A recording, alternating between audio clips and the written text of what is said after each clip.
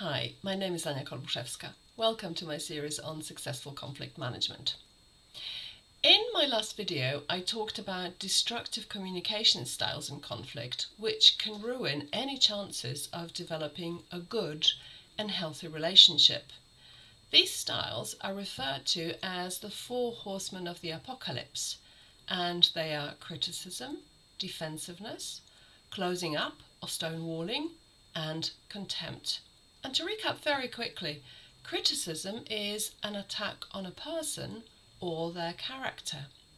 Defensiveness is a response to criticism, and it basically means protecting yourself in the form of blaming the other side. This leads to stonewalling, or closing the conversation without finding a resolution to the contentious issue, and that, in turn, leads to contempt. And so the relationship has spiraled down, very often beyond any hope of saving it. What is the way out of this downward spiral? If you feel like hurling criticism at someone because they really messed up and you are really upset at them, try replacing the criticism you want to use by a legitimate complaint. A legitimate complaint is, in fact, a type of message which we have already talked about when discussing different responses to anger. It's a message which focuses on a specific behavior in a specific situation. In addition, you make it clear how that behavior makes you feel and what your expectations are. Ring any bells? If you remember what an XYZ communication paradigm is, or what the I message is, well, that's precisely what we're talking about here. And by the way, the I message is often referred to as the I feel statement because you talk about your feelings. But what about a situation when someone throws criticism at you? We said that a natural response to criticism is defensiveness. But we also know that defensiveness does not help. It only means that we're redirecting anger and guilt. An appropriate response, which can break the downward spiral, is taking responsibility.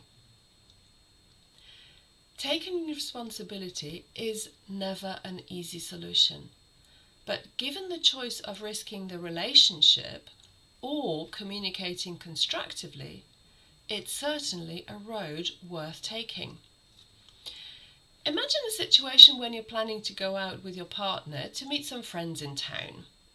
Your partner is ready and waiting for you, and you know that they're getting impatient.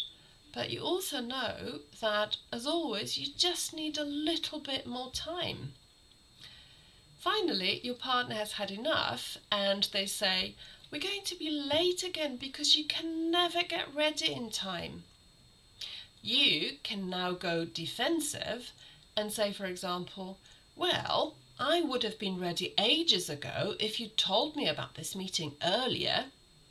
Or you could say, for example, "If you wanted me to be ready earlier, you could have helped me with the washing up, couldn't you?" But you could also diffuse the tension by taking responsibility. Again, I'm not saying it's an easy way out, but it's definitely worth it. How could you take responsibility in this situation? By, for example, acknowledging that you do need a lot of time to get ready before going out, and that perhaps you do need to do something about it. Taking responsibility breaks the downward spiral, and you can now go out and enjoy the evening together instead of going into a huff because you both feel wronged and you both feel it's the other person's fault that you ended up arguing. So, instead of criticism, try using a legitimate complaint, and when faced with criticism, try taking responsibility. In the past few videos, we have talked about 2 of 3 very important issues related to conflict: relationship between the sides of conflict and goals that each side has. The third key factor, which we haven't talked about yet, is relative power of the conflict sides. The ability to analyze the interplay of these three crucial factors and to choose an appropriate strategy for a given conflict is sometimes referred to as conflict intelligence. And this will be our focus in my next video. Until then, thanks for watching and see you soon.